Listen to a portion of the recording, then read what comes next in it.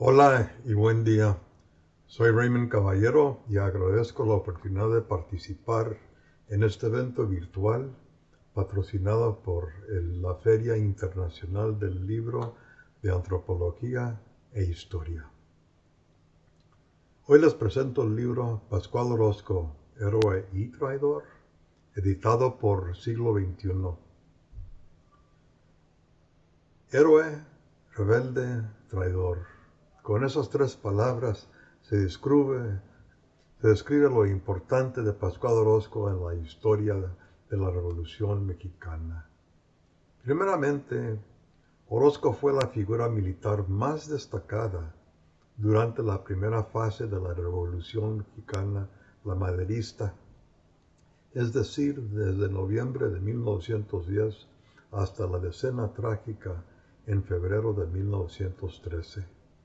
No hay otro que alcance su nivel.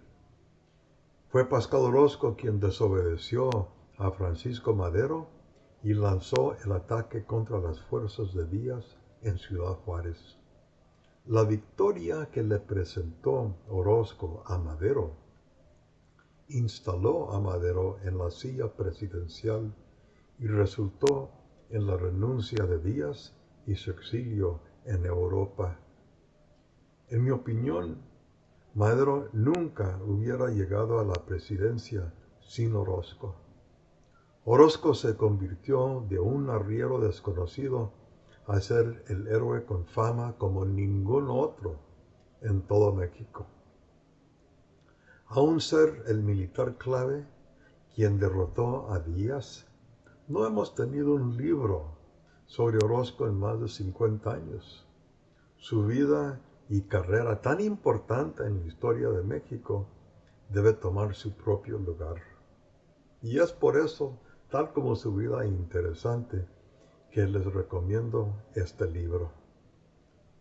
Entonces, ¿quién fue Pascual Orozco quien llegó a ser esa figura formidable en nuestra historia? Pascual Orozco, hijo, nació en el distrito de Guerrero, en el noroeste de Chihuahua, al costado de la Sierra Madre. Allí, su familia tenía raíces profundas. Con su familia desarrolló su negocio transportista, abasteciendo compañías mineras en la sierra con víveres y sacando metales a las líneas del ferrocarril. Llegó a tener una vida más o menos acomodada.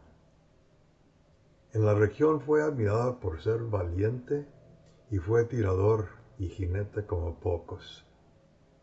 El noroeste de Chihuahua tenía su propia historia, aparte a la de Chihuahua. La región tenía municipios militares con terrenos enormes y comunales sin escrituras individuales. Tenían su historia de haber combatido contra los apaches. Tenían sus gobiernos elegidos locales. El régimen porfirista cambió mucho de eso. Sin títulos individuales, muchos serranos fueron despojados de sus propiedades que sus familias habían trabajado por casi 2 siglos. También les quitaron sus municipios elegidos e instalaron jefes políticos nombrados y controlados por el gobernador y apoyados por los odiados policías rurales con sus ultrajes. Y fue por esas razones, y no por odio a Díaz más, que muchos serranos se sumaron a las fuerzas rebeldes de Madero. Querían regresar a lo que habían tenido. Cuando Francisco Madero declaró su revolución armada, su líder chihuahuense, Abraham González, también originario de Guerrero, reclutó a Pascual Orozco, quien ya conocía por su reputación. Así fue como Orozco entró a las fuerzas rebeldes. Sin tener ni un día de servicio militar, ese arriero pronto llegó a ser comandante militar más importante en el norte, la zona más activa de la revolución. Después de algunas batallas en el noroeste, Orozco y las fuerzas maderistas se enfocaron en Ciudad Juárez como el sitio más estratégico con acceso a municiones, armas y pertrechos norteamericanos. Y como ya dije, fue la batalla de Ciudad Juárez que convirtió a Orozco a ser el héroe principal de la revolución maderista y donde Francisco Villa, su subalterno, empezó a acumular su propia fama.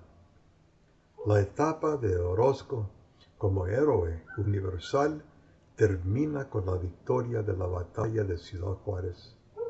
Fue entonces cuando Orozco empezó su segunda fase, la de rebelde contra Madero. En abril y mayo de 1911, antes de la batalla de Ciudad Juárez, Madero vacilaba. Un día iba a atacar, el siguiente anunciaba abandonar la plaza y el ataque. Pasaron días así con la indecisión de Madero, cuando por fin Orozco, Villa y otros desobedecieron a Madero y lanzaron el asalto. Para Orozco y muchos serranos, Madero no era el líder que ellos querían seguir. Días después de la victoria, Madero tomó el timón del gobierno, formó su gabinete y nombró a Venustiano Carranza como su ministro de guerra, puesto que Orozco pensaba que él mismo merecía. Furioso, Orozco trató de derrotar a Madero 3 días después de la victoria de Ciudad Juárez y casi llegó a asesinar al nuevo presidente Madero. Aunque Orozco merecía ser pasado por las armas, Madero, caricativo como siempre, lo perdonó. Orozco siguió como líder de las fuerzas revolucionarias en el estado de Chihuahua, pero con una lealtad sospechosa durante el inicio del gobierno maderista. En esos primeros meses de su administración, Madero enfrentó varias revueltas. De la derecha, la del militar Bernardo Reyes y de Félix Díaz, sobrino del dictador. Otros también, como Enrique Vázquez Gómez, y en la izquierda, de los magonistas y los zapatistas. Aunque todavía trabajaba bajo Madero, varias de esas revueltas, nombraron a Orozco como líder. Zapata lo nombró líder de su movimiento en su plan de Ayala. Aunque promovía una política izquierdista y reformista, Orozco se había acercado a elementos reaccionarios científicos de Chihuahua.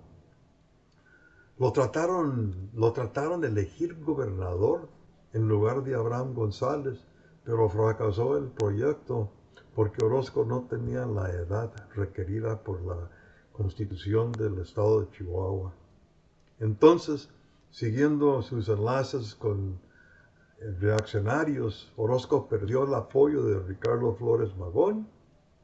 Ya varios, inclusive Pancho Villa, le estaban diciendo a Madero que Orozco lo iba a traicionar. El día que Orozco dejó el servicio de Madero, ese mismo día, en marzo de 1912, proclamó su rebelión, desconoció a Madero y forzó al gobernador González a abandonar su puesto de gobernador en vez de ser asesinado. Todavía seguimos en la fase rebelde contra Madero, igual que Zapata, Magón y otros. Pero cuando abiertamente Orozco se unió con reaccionarios y terratenientes chihuahuenses, Zapata, enfadado, lo quitó a Orozco como jefe de su movimiento.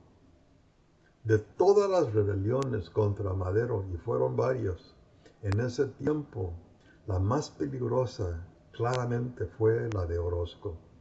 Orozco fue el que tenía armas y capital. Era capaz de reclutar soldados, armarlos y llevarlos al combate. Era militar de primera línea. Seguía siendo héroe para muchos, pero ya no para los maderistas. Pronto levantó más capital que Madero tuvo durante su revuelta en total. Anunció que marchaba sus fuerzas al sur y que pronto tomaría la Ciudad de México.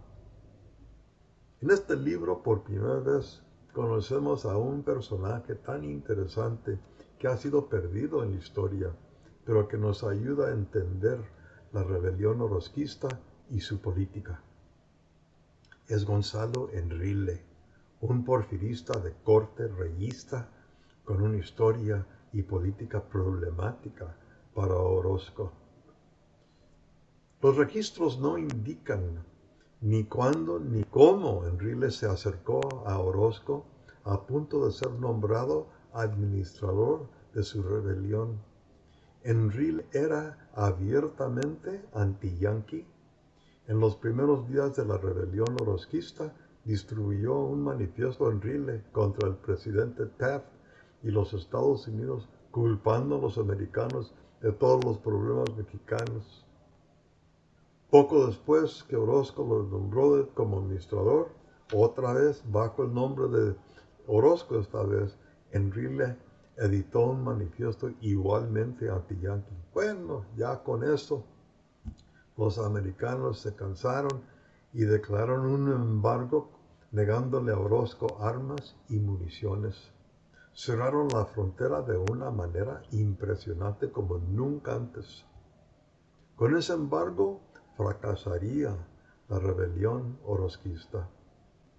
Pasaron pocos meses cuando las fuerzas maderistas bajo Victoriano Huerta, empezando poco al norte de Torreón, batalla tras batalla, batieron las fuerzas orozquistas hasta que no tenían estos ni a dónde irse cuando se toparon con la frontera en Ciudad Juárez. Y fue allí, en el lugar de su mayor victoria, donde concluyó efectivamente la rebelión orozquista en agosto de 1912, habiendo durado solamente unos 5 meses. Después de Ciudad Juárez, los orozquistas se desparramaron y Pascual Orozco se escondió por meses, posiblemente enfermo. Aunque la rebelión orozquista no tuvo mano directa en la muerte de Madero, fue el movimiento que debilitó a Madero, dejándolo vulnerable a un golpe de Estado, lo que le pasó en la Decena Trágica. 6 meses después que batió la rebelión orozquista, en su gran traición, Huerta fue el autor moral del asesinato de Madero, de Pino Suárez y de otros en la Decena Trágica, y poco después también el de Abraham González. Sin perder un minuto, y posiblemente hasta antes del asesinato de Madero, Orozco se sumó al lado del asesino Huerta, y con ese acto empieza Orozco en su fase de traidor. En vez de ser héroe, pasa con Huerta a ser odiado. Huerta nombró a Orozco general de división, también les dio rangos altos a generales orozquistas. Huerta le da control militar a Orozco sobre el estado de Chihuahua con poderes tan extensos que Orozco se consideraba dictador del estado. Teniendo el poder de aplicar cualquier política, Orozco de nuevo se unió con los elementos reaccionarios chihuahuenses, pero no promovió las reformas que siempre dijo que quería. Al contrario, siguió con los programas de porfiristas y desafió las reformas de Abraham González. Inmediatamente estalló una rebelión contra Huerta con Carranza, Obregón y Villa al frente. Batieron las fuerzas huertistas, inclusive las de Orozco, hasta que Huerta renunció después de 17 meses en el poder. Orozco se refugió clandestinamente en los Estados Unidos, donde se relacionó con mexicanos exiliados que trataban de organizar fuerzas contra Carranza. En fin, en 1915, persuadieron a Victoriano Huerta que debería regresar de España y ser el líder del movimiento.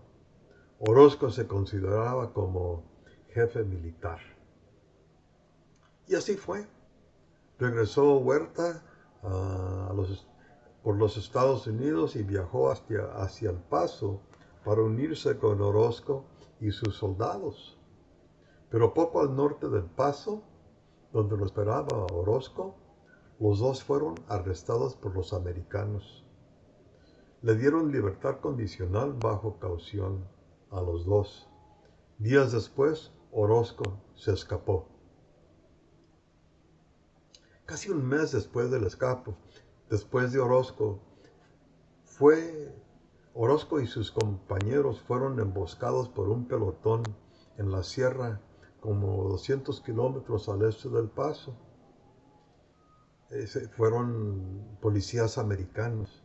Estaban los mexicanos en ruta a unirse con sus fuerzas al otro lado del río. Los mataron a todos como presuntos bandidos y no se dieron cuenta quién eran hasta después de la matanza. Esa muerte y el arresto de Huerta terminó con ese movimiento. Unos meses después, Huerta murió en El Paso.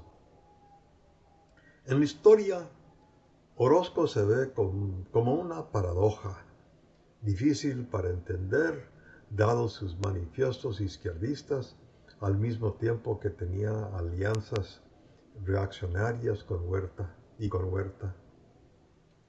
En este libro tratamos de descubrir si Orozco era revolucionario o reaccionario. Por primera vez se conoce el papel que jugó Gonzalo Enrile y cómo influyó la política de Orozco. Vemos también qué hizo Orozco cuando tenía el poder. Lo importante es examinar lo que hizo Orozco en vez de lo que dijo. Viéndolo así, con ese prisma, podemos concluir que después de la batalla de Ciudad Juárez, Orozco dejó ser revolucionario y se puso al servicio de elementos reaccionarios a tal punto que se unió con el usurpador Huerta y trató de reinstalar su dictadura.